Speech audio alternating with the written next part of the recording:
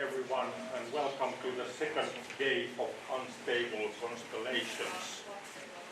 And today we are moving perhaps more towards the creative side of things, which we are thinking about yesterday. For those who were here yesterday, one could perhaps say that yesterday was more analytical and more critical, perhaps also, and more pessimistic in some ways. So today we are kind of turning our gaze towards the creative side of these things, so that what can be made out of them, these phenomena, these like digital networks and apparatuses and so on. But let's see. You could say creative, but also practical, because many of the presentations here are based on the practical work. So it's somehow some kind of attempt to work with the framework of what is the artistic knowledge, or how it's relating to artistic research, for example.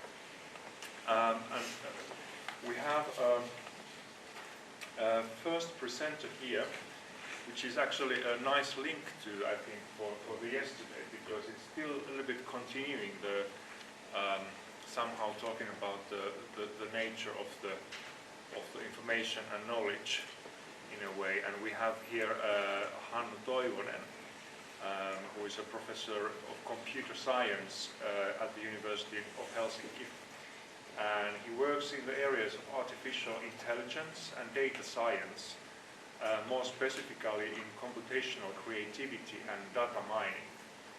He has introduced and solved several novel research problems in the area of data mining since the field was born in early 1990s. He has developed applications of data mining for gene mapping, context-aware computation, document analysis and summarization, computational creativity and natural language generation. So it's quite a list of interesting things. So we are very eager to hear about them. So please, welcome. Thank you.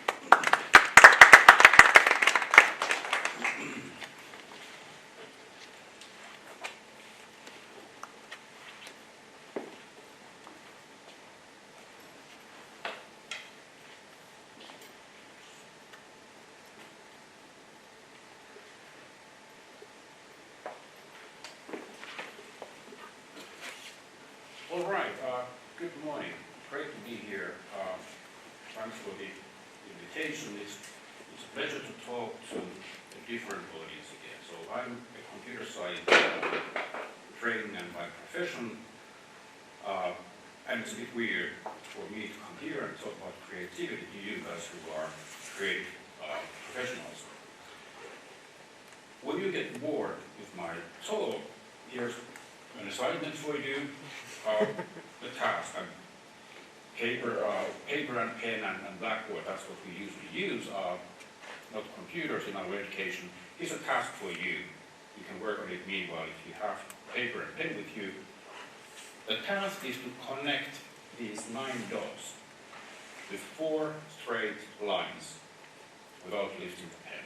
So 1, 2, 3, oops, doesn't work. So that's a task for you at the point when you get to work. We all know that computers can, in some sense at least, be creative. We see the examples all the time. Let me see if this works. No, never mind. This is a picture you may have seen a couple of years back. Does anyone recognize it? Given the title of my talk, you can guess that it's computer generated. It became famous a couple of years back when it was actually auctioned for over $400,000. It became known as the first computer generated picture, which of course is not true, but it's the first well-known picture, or the first that has been actually sold for a high price. Is it creative? Well, better let's see, we'll come back to that later. There's the Sunspring short film, science fiction short film, I guess. If you've heard of that, it became known as the first computer-written movie that actually was filmed. So the computer generated the script for this short movie, and then it was filmed during a 48-hour session. The idea of having computers act in a creative way is old. It's as old as computers, or perhaps even older. This gentleman here is Alan Turing, known as the father of computer science, but also known for cracking Enigma, the German system for encoding messages in a way that they could tell their submarines during the Second World War the instructions where to go and what to do. So Alan Turing and his colleagues built some of the first computers to crack this problem. He and his colleagues already in the early 50s had the idea of using music to convey something, having computer-generated music to convey something. The oldest known computer-composed pieces are from late 50s, so actually what I'm going to play you is older than the oldest known one. I got hand of this from the daughter of a colleague of Alan Turing when she went through the archives of their work for the Alan Turing centennial some years back. So let's see what.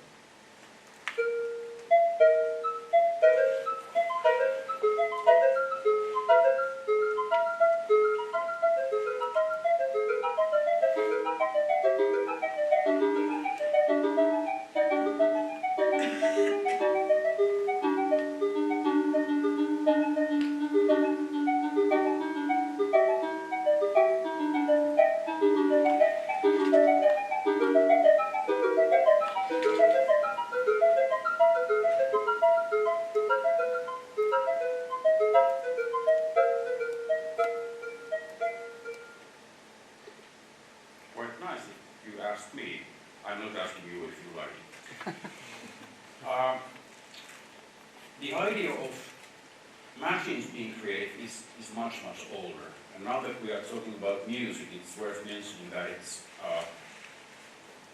almost 1,000 years back, around year 1050 or something like that, from when the first known algorithm or mechanism for automatically composing music is known from. Guido Arezzo, who's also known, I guess, for developing the modern notation for musical notes, is the guy who had the idea of translating text into notes, into a tune. So, old goals, just like making machines intelligent, here we are talking about making machines creative. Let's see some key concepts of computational creativity. So some of the things I mentioned come from the literature of creativity, but they are heavily used in computational creativity. And yeah, let me make very clear that I talk about creativity, but my point of view all the time is computational creativity. How can we make computers act in creative ways? Not necessarily, and most likely not imitating human creativity. We are not interested in imitating humans or understanding human creativity for its own sake, but we are interested in knowing what kind of mechanisms, algorithms, techniques we use to make computers behave in a creative way. The first question then is, what's creativity?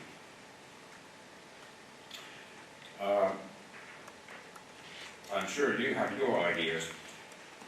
Everyone does, and there are endless amounts of definitions. This is one of the typical ones by Martin Boden, who is nicknamed in AI, also computational creativity. Her definition is that creativity is the ability to come up with ideas or artifacts that are new, surprising, and valuable. Makes sense. If you produce something that is not new, or maybe is new but not really surprising, or that has no value, then we wouldn't really call it creative. So for me as a computer scientist, this is great news, because then by this definition, if the computer, the program system, is able to come up with something that is new, surprising, and valuable, then by definition it's creative. Okay, I think I'm done, so next step over. There are slight problems as you realize. Is the mind creative if it by accident happens to type something that then we think looks new, surprising, and also valuable? No. Monkeys can be creative in many ways, but when they are typing, they are not consciously producing something. So we wouldn't call them creative. There's a useful distinction to 4 different perspectives. So if I were to ask you at the beginning of my talk if you think computers can be creative or what is creativity, answers would vary because different people maybe first think of different aspects. So 4 different views. The word creative can refer to the person, right there, or the dog maybe, who is creative. The producer, we can talk about the creative person, and I'm talking about the creative computer. We can talk about the creative processes. The product, is the product creative or not? And the rest refers to the slightly different thing. It refers to the role of the audience actually deciding whether whether they consider something creative or not. So the producer perspective in the case of humans could be associated with properties such as imagination, skill, maybe emotions, feelings, and so on and so on. And this is maybe the most obvious place where computers can hardly be creative in the same sense as humans. They don't have the same properties. They might have something else that can be useful for creativity. Processes, in terms of human creativity, a lot goes on in our brains, in the neural system, without us being conscious about it.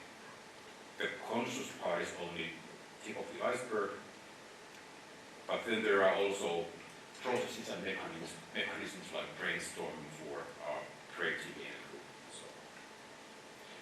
For computers, then this is sort of the most interesting part for me as a computer scientist. Then we talk about algorithms, models, and so on. Product. If we look at the definition I gave before, it's clearly defining creativity in terms of the product. So, creativity is about producing creative products. It's not talking about any other aspects here.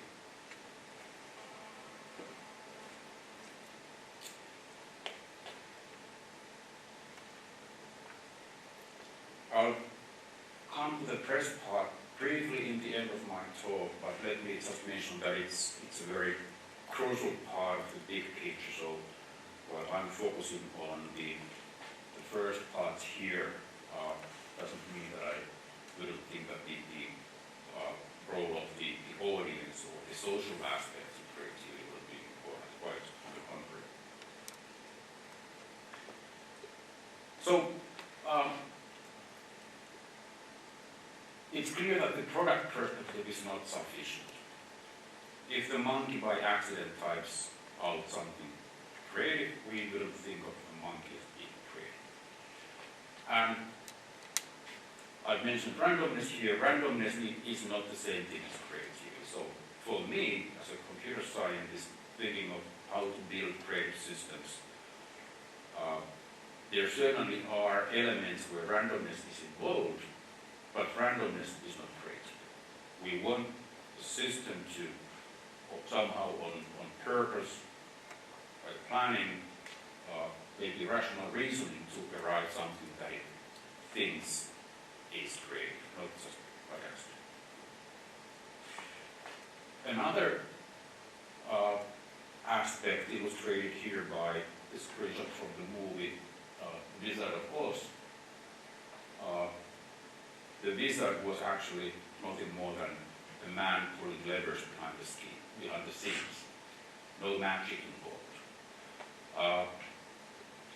What we want to do, again, from the product perspective, it looks like magic, but it's just man pulling levers. So another definition, another aspect we want to avoid is sort of confusing the creativity of the designer, the programmer, and the creativity of the system. So for sure, the programmer has to be creative when developing a creative system. But if it's only the programmer, then it's not very interesting for us. We ask, what should we do to make the system creative in some respects on its own? Not just the program. Something worth mentioning here, I realize when I talk it sounds like it's a dichotomy between either being creative or not being creative, and that's of course not true. It's a matter of degrees in very many dimensions. So the question whether computers can be creative is not a good question. The right question would be in what respects and to what degree can they be creative. So here are a couple of concepts that we like to use when talking about computational creativity. Intentionality. The system having some goal, and not just a goal given to it by the designer, but rather a goal that the system itself is aware of. When it has a goal, it can then measure its own output against the goal. And if it sees that something is not good, the least it can do is to try again. But it gets much more interesting when it sees that it's not reaching the goal. It might alter its own operation, modify something in the way it works in order to better reach the goals. And this relates to self-determinism. So not just doing what the program has been programmed to do, but rather having some degrees of freedom. Yeah. I have an answer to that. Great. 10 points. We'll come back to that in a minute. Anyone else? Okay. If you solve it with 4, try with 3 next. I have a cheaty answer. Sorry? Kind of cheaty answer. Oh, okay. We'll come to those later. Right. So we want systems that have some degree of freedom in their operation and some considerable degree of freedom, so they can make their own decisions. Not out of the blue. It's the designer who designs the program and decides what the degrees of freedom are. But the idea is that the designer doesn't fully sort of dictate how the system is to operate. intentionality and self-determinism also allow, at least in principle, modifications of the goals. So if a system has a goal in mind, it realizes it cannot reach it, it can try to change its own operation. If it still doesn't reach the goal, then it could modify its own goal. Again, for me as a computer scientist, this is difficult because we are used to having very specific goals, the function that we use to measure the quality of the art. But in arts, the goals are not clear first of all, right? There might be lots and lots of them, and they might be mutually contradictory. So part of the work then is already setting your own goal, deciding which sort of dimensions to pursue and which ones to give less weight, where to look for trade-offs. And now the system could try to do something like that. Designing such a system gets way more complicated because now the designer, the programmer, has to not only program the system to allow all of this, but also to somehow give guidance on when to decide to do, let's say, modify the operation of the system, how to decide which modifications to do, and so how to weigh between different possible goals, and so on. Okay, let's take a small break. Would you like to come and present your solution here? Okay, I can do. Audience interaction.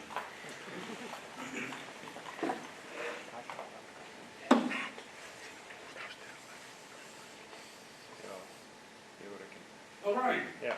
Perfect. Thank you. Very good. So this task has sometimes been used as a test of creativity because it's not obvious how to solve it with 4 lines. I don't know. Can you see it? Yeah. Yep. So the non-obvious thing for most of us is that you have to go outside the box. So literally, you have to think outside the box to solve this task. You didn't need to break any rules. There was no rule to stay within the 9 dots. I didn't say so. But it's kind of obvious for us when we think of solving something like this that it makes no sense to waste your lines outside the box. So now, the big question for me as a computer scientist is, let's use this as an analog for a system I want to build. I want to build a system that can, let's say, not necessarily produce something creative like a painting, but that needs to solve a problem. Let's say a robot that needs to be able to operate in new unknown environments, encountering, let's say, other devices that it's not aware of, that the designers of the system were not aware of when the system was designed. So, taking this as an analog, if I as a programmer think that the solutions will always be found within this box here, I would write my program accordingly, and it wouldn't perform well. Now, what we do in our research is looking at software architectures and how to build architectures and how to encourage the designers to design architectures that leave degrees of freedom for the system. In this case, that would mean allowing the system to go outside the box. The programmer might say that first look within the box, but writing the program in a way that it can also try going outside the box. Okay, anyone with 3 lines? 2 lines? One line. If you have a really big pen, you just take one stroke all the lines. So that would be one kind of criteria as well. Or maybe you modify the coordinate system so that you can do one long line along the surface of the Earth to cover all of these. So.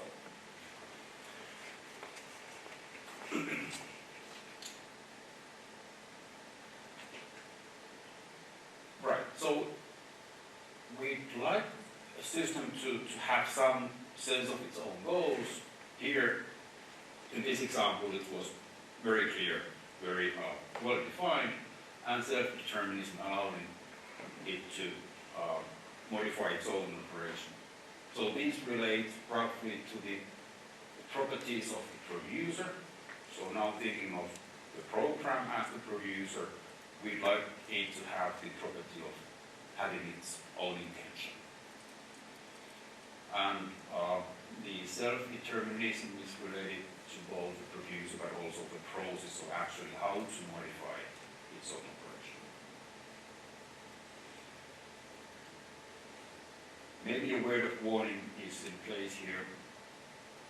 We use a lot of words like intention that in creativity that come from humans and then are projected to computers, or we use them as analogs or metaphors. So again, I emphasize the fact that we are not trying to emulate or simulate humans, but rather use the concepts to describe what kind of properties we allow computers to have.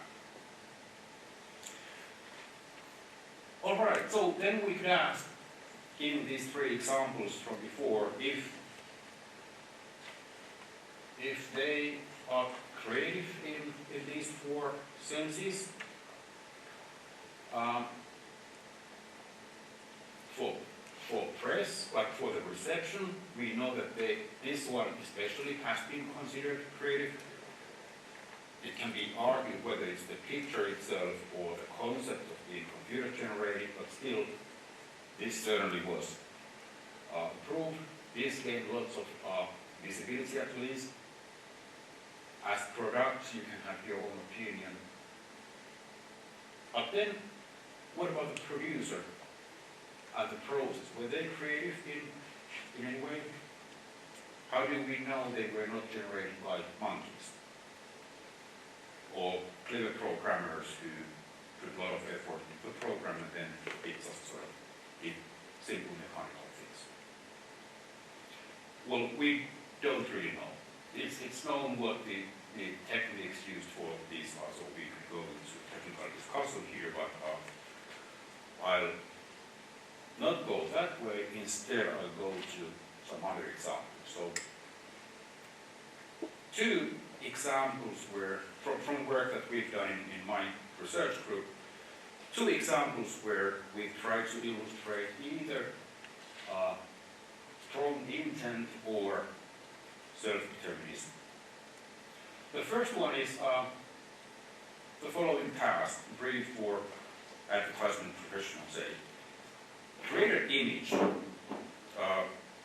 to express the idea that electricity is free. Let's say you need to design advertisement for a company like Neste or power company, and your task is to produce a picture for this item. Any ideas? How would you draw a picture? How do you illustrate visually that electricity is free?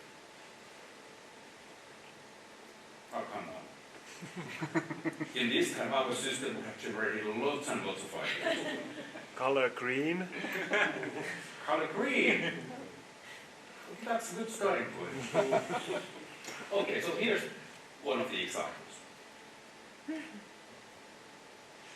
Something we are very proud of, but then other people tell us that this is such a cliche. Anyway, it was a cliche invented by the computer, not by us. So in this case, what the system does, the algorithm roughly is the following. the input is two words, electricity and green. Both are rather abstract. So there's no way of giving a picture of electricity.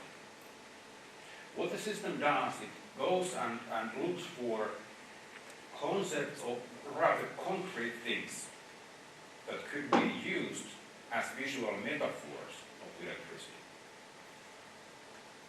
It does that by analyzing relations between words and concepts using texts, ontologies and so on, and it figures out that a lamp, light bulb, is a concrete thing that seems to be highly associated with electricity. So that might be a good metaphor. It does the same thing with green, and it figures out that plants are stereotypically green. So stereotypicality is something used here a lot. So plants are green, and lamps can be used to, possibly used to illustrate electricity. Then it looks at photos, stock photos, for both words, so lamps and plants. It goes through them, analyzes the pictures individually, and in this case it then found a photo of a lamp that it realized it could extract from the background really reliably. So there's a stock photo of the lamp, and then another photo of the plant. It extracts one from its background and then puts it on top of the other picture, and here's the result. There are some lucky coincidences here. Perspective is close to being right, but the system has no understanding of perspective, so that was just coincidence.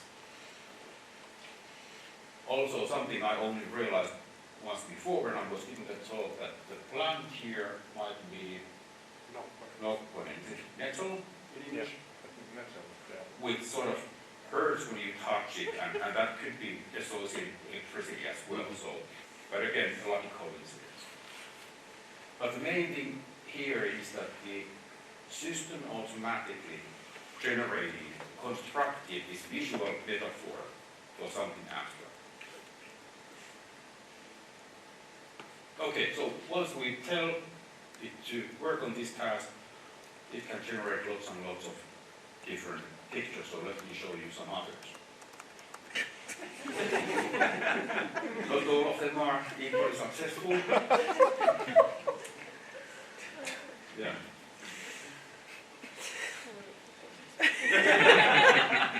The future of fossil energy. Greenwashing, maybe, I don't know.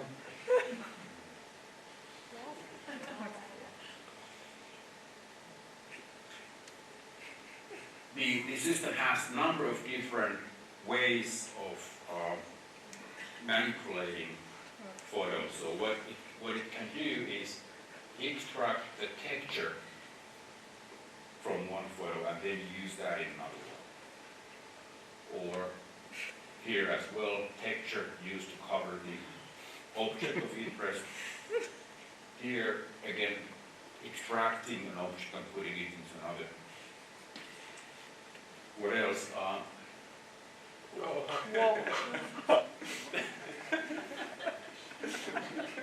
What's so funny? Anyway, as you can realize, it's a satellite picture of North America at night time. So again, lights. The light is the concrete visual metaphor for electricity, and then the green. But maybe the software is not aware of politics. Yeah, right. Right, so the metaphors for electricity, you can see how they vary from image to image. Here it's light, here it's light bulb, here it's power plant, here it's electricity socket, and so on. So it tries out lots of different combinations, lots of pictures for all of them.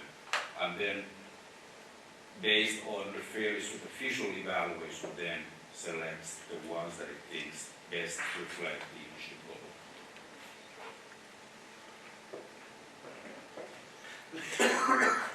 This is probably not something that the power company would like to use.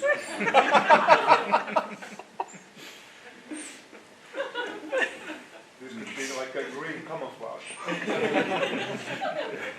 Nothing to see here.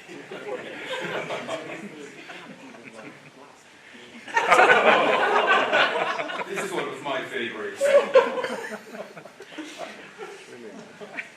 Could it possibly be bad? Mushroom cloud.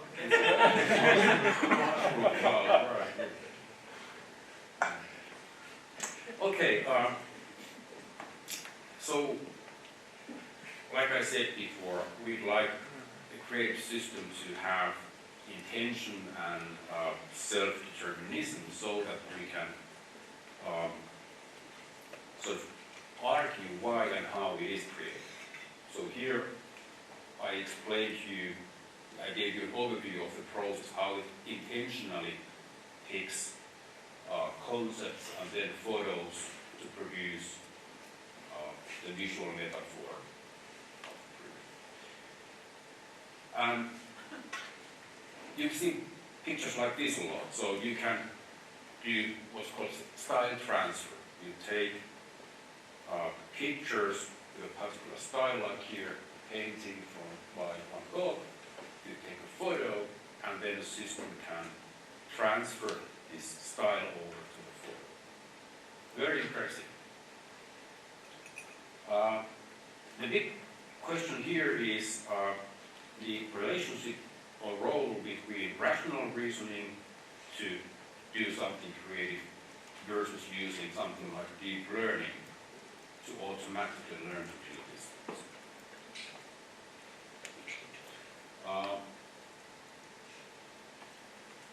I'm not saying that either one is right or wrong, just a personal preference. In other words, we are looking more on this left side, rational reasoning. We are interested in explicit algorithms that when we can sort of pinpoint the intention or self-determinism in the program. So here we can get an explanation from the program why it ended up producing this. That's what we are interested in, and then developing better algorithms for doing something like this. Here, the emphasis, equally interesting but a different approach, is to build systems using neural networks mostly that can learn to do interesting stuff. But then it's practically impossible to say if there's intent, if there's self-determinism. Well, it adapts its own ways in the network, but it's not self-determinism in the sense that I'm looking for. Obviously, these can and should be combined. So if we have a larger system which decides to set as its goal to produce the Van Gogh style version of this cityscape, then this system could implement that part. The larger system would somewhere come up with the intention and then maybe modify the intention if this doesn't look good to us. So obviously both should be combined, but we are emphasizing more this rational side. Okay, another example, audio this time, with audio with intent. So here's the project we did some years back with a company called Bedit. Gladly or sadly enough, it was sold to Apple, so it no longer exists. What they did was to have a sleep sensor. Effectively, it looks like a strip of plastic you place under your mattress. It's a very sensitive force sensor, so when you lie still on the bed, the sensor can sense your heartbeat and your respiration. Both move your body just a tiny bit, but enough for this very sensitive sensor to detect. So there was a lot of data science, data mining going on to actually extract the heartbeats and respiration from the signal and then derive sleep stages. And their product was then producing this kind of hypnograms, diagrams telling about the sleep during the night. So here this person went to bed around 11 in the night, slept to close to 7 a.m. There were periods of deep sleep, more during the earlier night, and then periods waking up close to the bed. And this tells about how much movement there was in the bed, so turning sides. All nice. But then what we want to do in the third project was to solidify this. And not only solidify, like mapping this to sounds, but rather to compose music from this. A unique piece of music to reflect this. For the fun factor, so when you wake up in the morning, instead of looking at this, or in addition to looking at these hypnograms, you could also listen to your sleep. So let's see, or let's hear how this sounds like.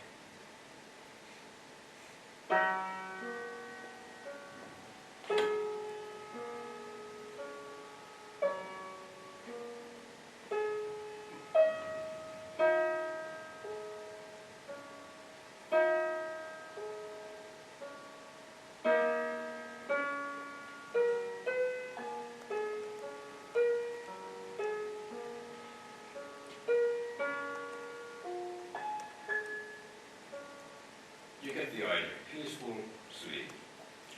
Let's listen to some other examples just so you get an idea of what else it could sound.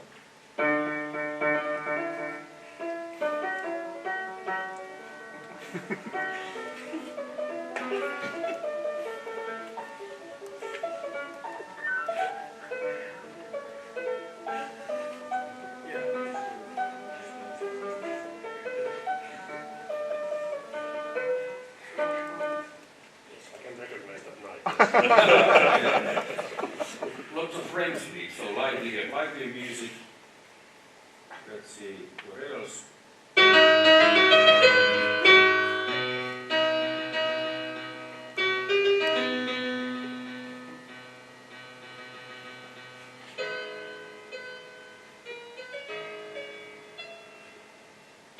In the beginning, the person was awake, and then he fell asleep. So when you listen to some of these, you sort of learn to recognize some of the patterns, what happens here. But the goal was to design the system so that you don't need training to realize how the music maps to the quality of the sleep. It's obvious enough that peace and calmful sleep should be solidified as peaceful and calm music. So here, a very strong intent. So not just creating music for the fun of creating music, but actually for the purpose. This time the intent and the goal was very strongly defined by us as designers of the system. So the freedom it had was to choose not the style of the music to reflect any sleep period here, but rather the composition.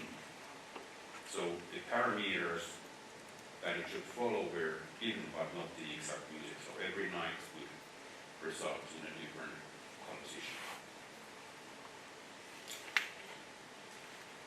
All right, let's move on. A couple of more concepts I'd like to cover.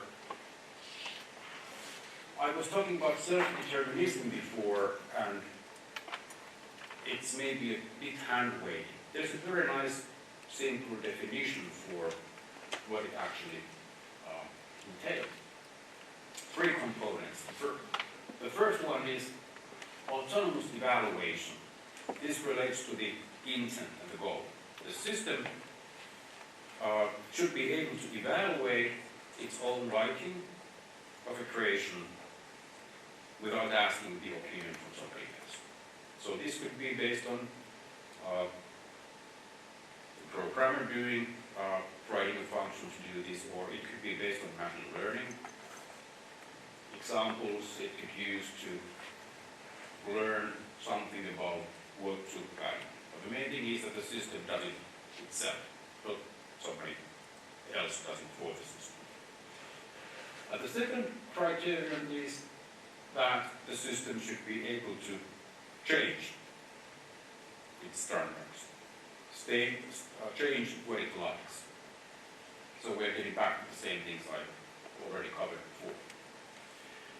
More exactly, the system should initiate and guide changes without being explicitly told when and how to do that. And that's the subtle, trickier part here. If we write a system and give it increased freedom, and then we also tell when and how to change things, then it would not fill this criteria.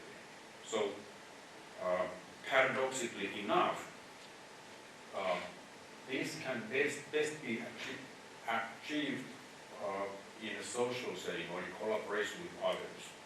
So if the system collaborates with other creative agents or humans, those would be ways of gaining input. Examples maybe from what others have done, or feedback on the system's own behavior that it could use to change its standards. And now then it would be independent of the initial designer of the system.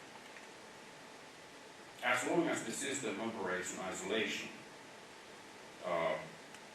the behavior is essentially determined in design time by the programmer. But when it interacts with the environment, then it can start behaving in ways that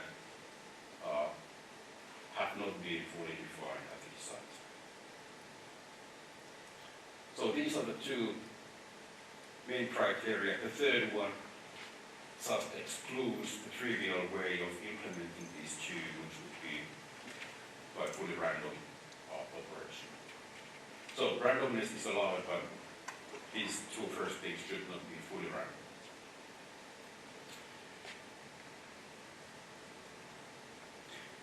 Okay, one more thing here. Three different types of creativity. Toivonen, again, she gave a nice, simple taxonomy of three different kinds of creativity. The first one is that you take existing ideas and you recombine them in a new way. That's something we do all the time. When I'm talking, that's what I'm doing. I'm taking familiar words and concepts and forming new sentences out of them. Exploratory is then a more systematic search for new ideas by exploring some space of concepts. That's very familiar to me as a computer scientist. Lots of traditional computer science problems and AI problems are framed as search problems. You define the space of possible solutions, and then you write your algorithm to explore a path in one way or another. So this reflects that. But that's also something that humans obviously do, both consciously, but also a lot of the unconscious activity in our brains can be seen as exploring possibilities, and then the most promising ones only we become conscious of. And the third type is transformational creativity. That's where you change the rules of the game. So you do your exploration, but you actually transform the space or some other important aspect of it. So that's what happened here.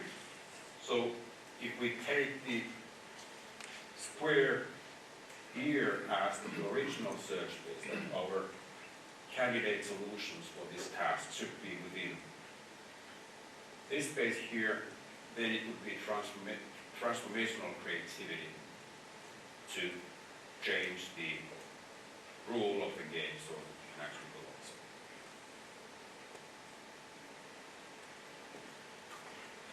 on. And for us as computer scientists, that's, like I told you before, the major question. How can we design systems that can meaningfully go outside their initial borders? It's not, again, it's the designer of the system who needs to design the system to work that way. It's not that the system invents these things on its own, but it should have the freedom to do this ideally according to the creative autonomy I just told you before.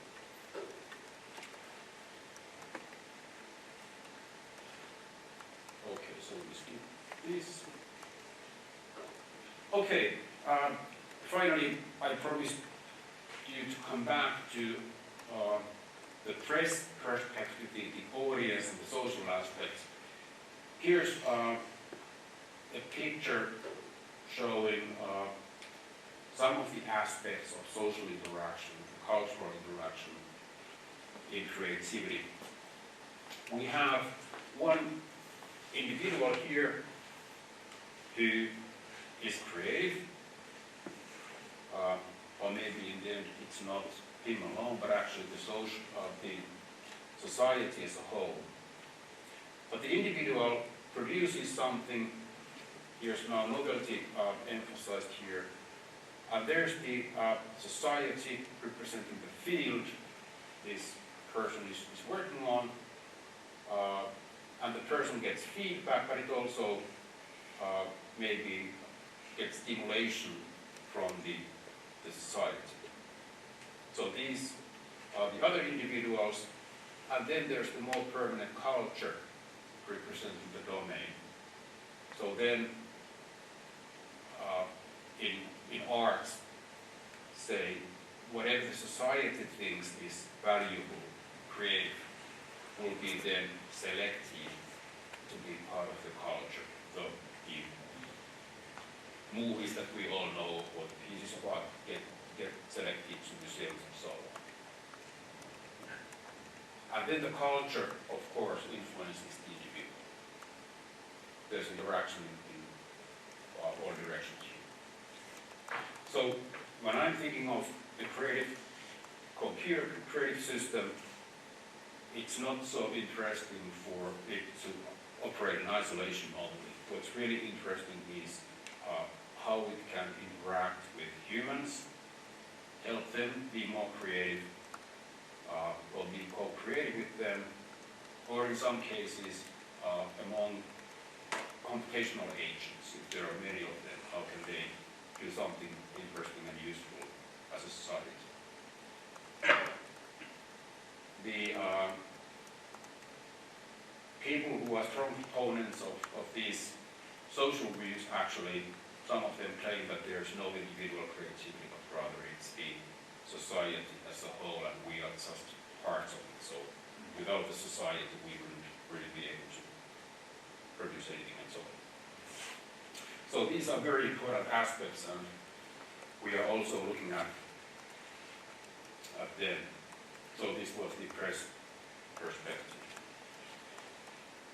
And with this, I'm coming to the end of my talk. So here, as a summary, sorry, I don't have answers, but I have questions. These are questions we are looking at, we are interested in studying, and so understand better with the kind of concepts that I covered. What is creativity? And especially in computers. What's the role of the process in creating something versus the creative artifact? Our emphasis is very much here. computers. How can we make computers act in creative ways? And related to the first one, what is creativity, especially putting aside the human aspects and thinking of creativity in a more abstract. How can we make computers do something that we think is creative and is useful for us in one way or another? And the key question is the difficult one. How can we make these computational systems transformationally creative so they can think outside the box? Thanks very much.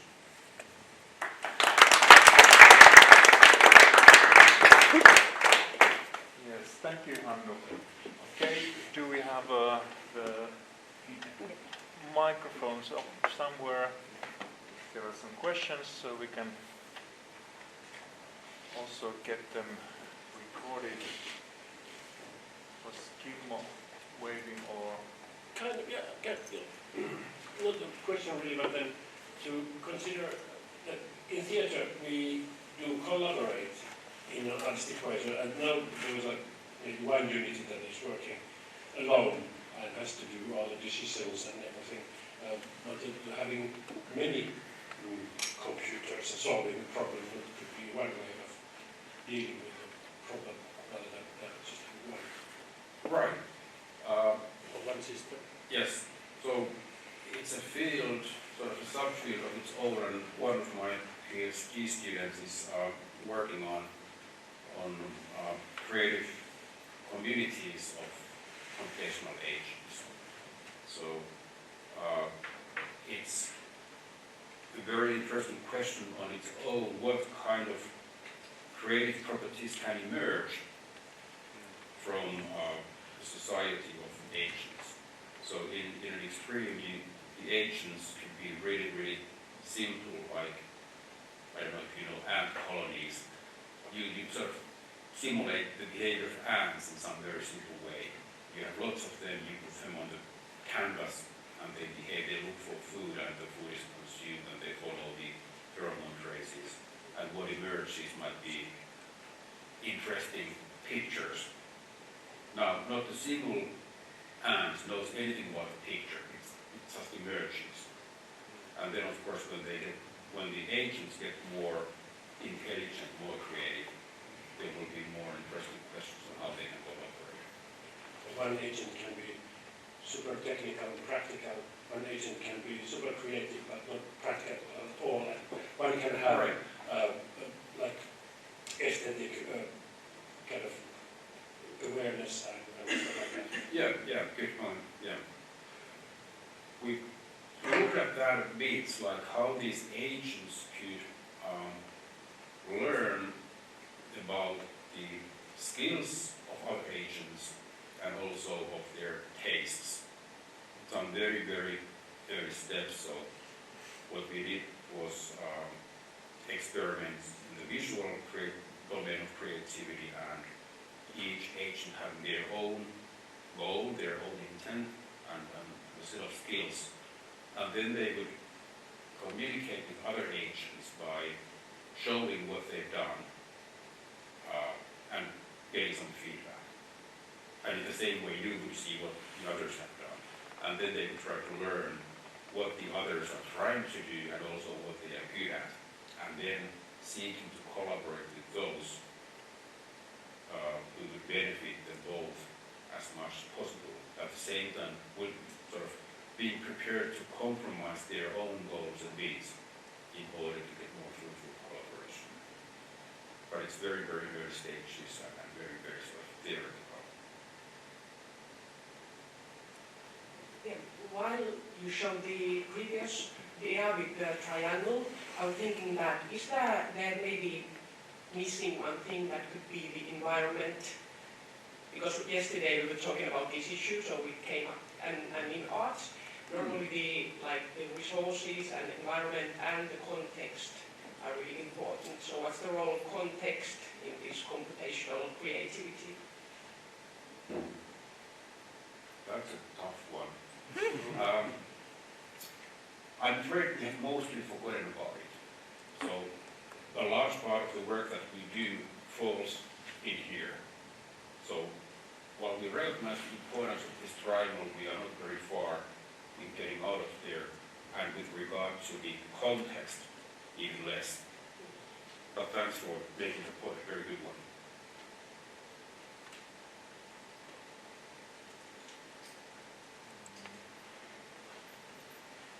I think I have two notions. That there was already, I think you were discussing this kind of human computer interaction. I was thinking about the image, the created images of the, for example, the mushroom power plants and we are laughing to it, but then I was thinking actually that there was some kind of elements also that the art can be ridicule in a way that's making these kind of suggestions which you can laugh at, but there is some kind of bit of truth in there.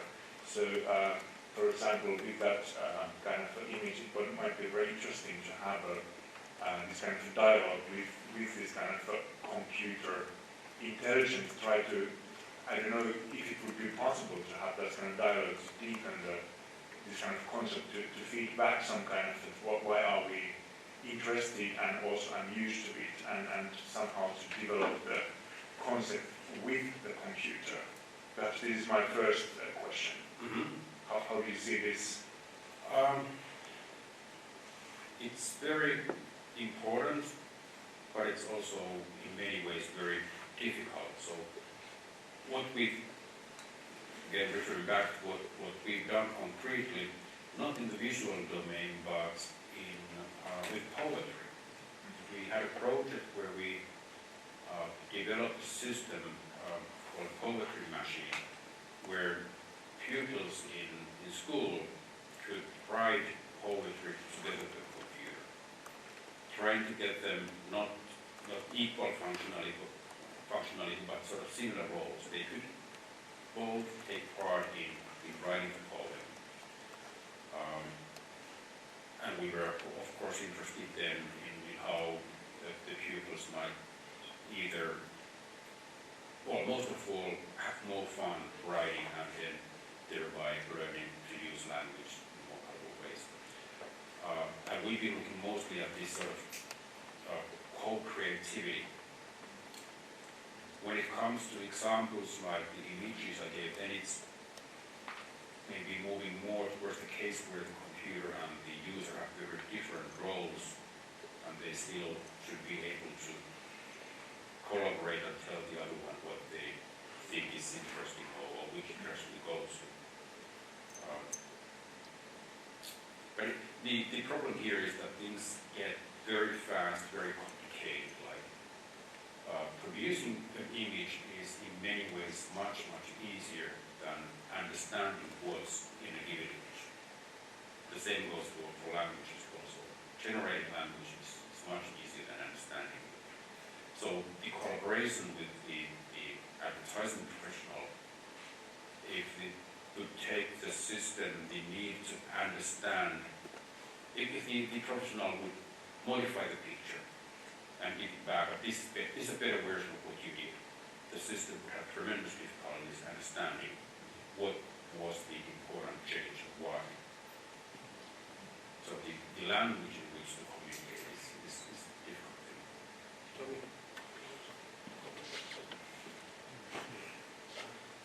I find that the thing that the pictures were really fresh because they lacked shame. Like, as an artist, I would always be ashamed of everything that I do. But then they obviously, the machine doesn't have it. Right. Programmed in. No. And I didn't show the worst picture, so there was one. So you care to do the shame part yourself. Was there coming from back? It's a bit about the same.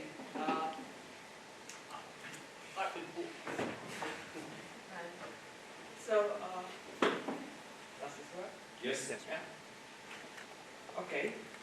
So I was thinking also that the freshness of those combinations, those pictures, and I was understanding that somehow the next step should be that take the algorithm to learn from them.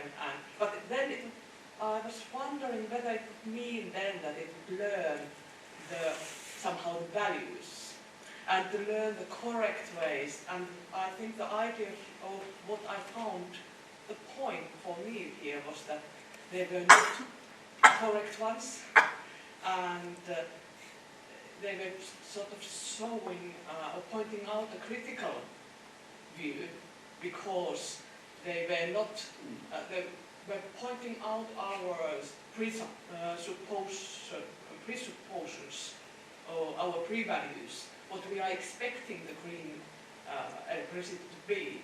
And in fact, it was showing exactly the thing, but the wrong way. And it was funny to find out that it would be very difficult to make those combinations, because we all know they are wrong ones.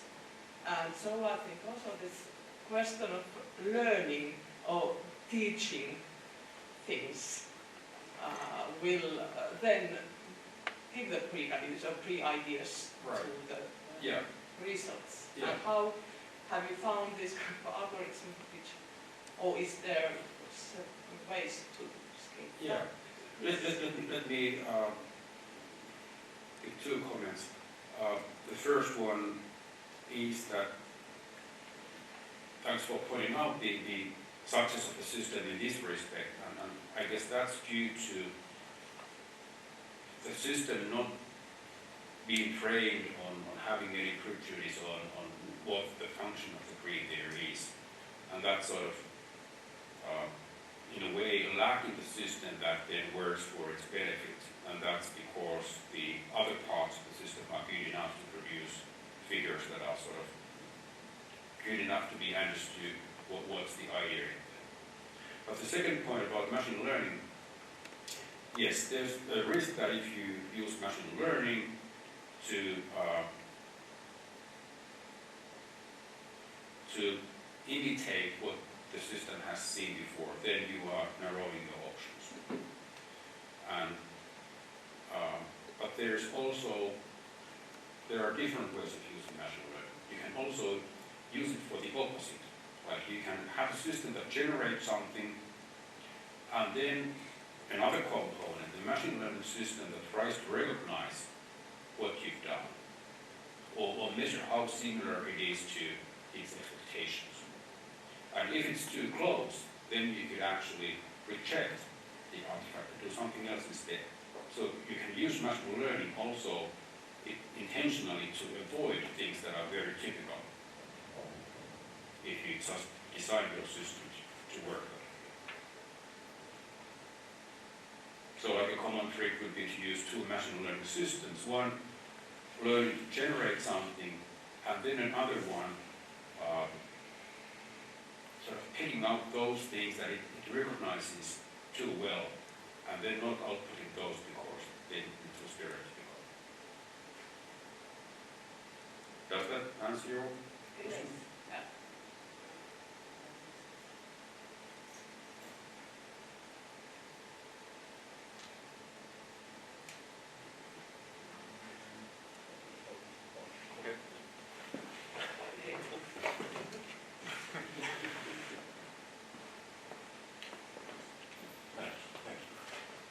I was thinking that those experiments like the electricity is green, which is a pretty preposterous statement in a sense, if you are thinking about the current situation and so on.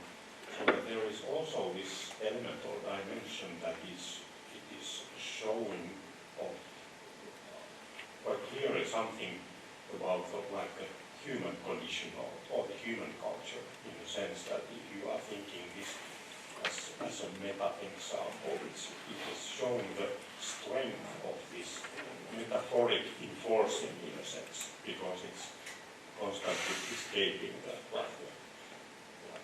preferred values or something, or ethical norms or something like that. So it's seeing or showing these because there are thousands of combinations of course of these electricity, these three possibilities. I would say that 99% is something that is not acceptable for us, and it's showing something about how we operate. So it is interesting also in this sense, so that this computational creativity is opening kind of a window or a view to our operations. Right. So, and then the logical next step would be to ask, so can we devise a system on top of that one or under it, whatever, that would come up with nice briefs? So who decides to illustrate the concept that electricity is free? So if we have a larger system that you have a component thinking of interesting things to illustrate, look at the results of this system or what it found, and then decide that we have something profoundly interesting here. Which maybe helps again, brings back to a helpful point that people often want to pinpoint the system. So where's creativity? It's just following the code, it's doing this, and then it's doing that, and then it's doing that. It's obviously not in any piece of code or any component, it's rather in the whole, including also the interaction with the environment, the perspective. So coming from what we put in as designers and then what the audience sees here.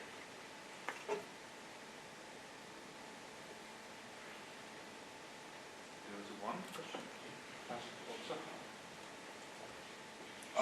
Yes, I'm thinking about the, you don't mention consciousness at any point in the presentation, and I'm thinking about this, the interesting sort of separating consciousness and creativity, and as far as I understand it, the system cannot be conscious of being creative. It can evaluate what it has produced or the process that it has gone through, but it can't be conscious of having produced something creative.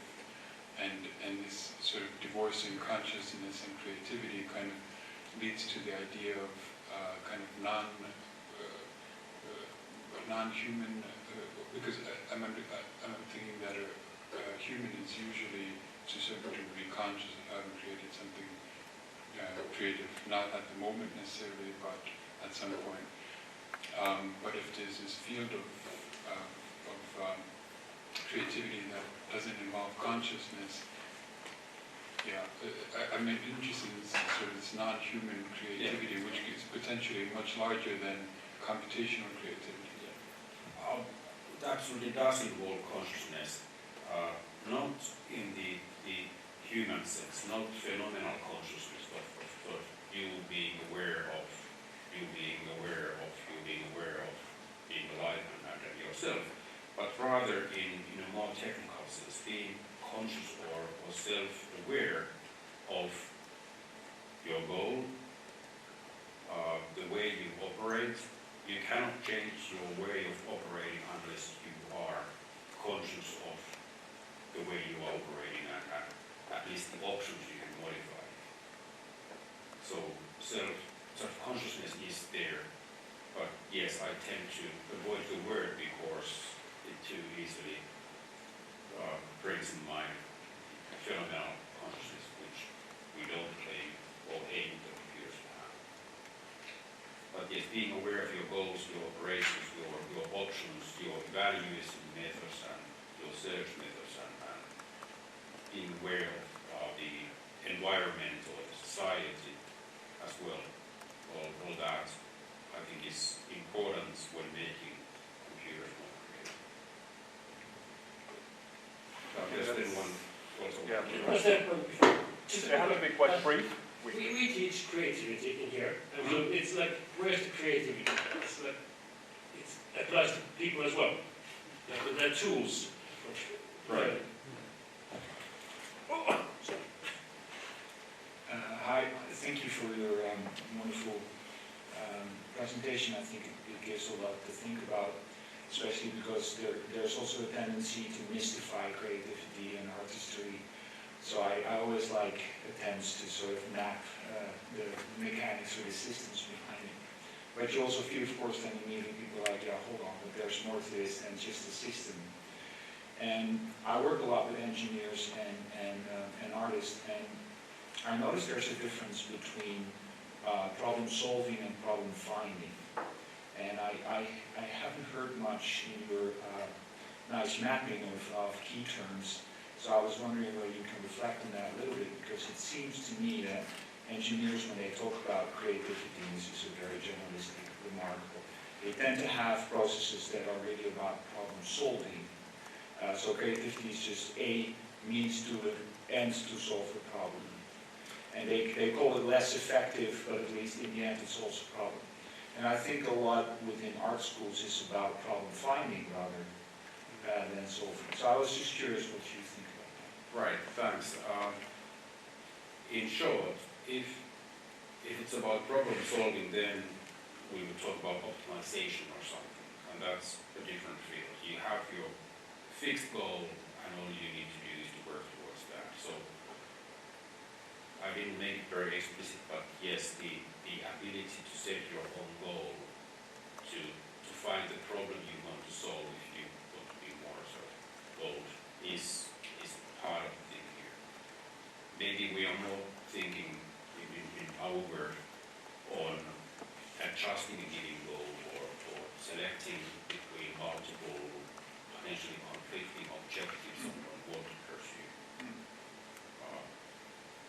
But yes, I think the idea of problem identification, like some of the big people like Csikszentmihalyi behind this picture here has said, it's much greater creativity to find and identify problems than to just solve them.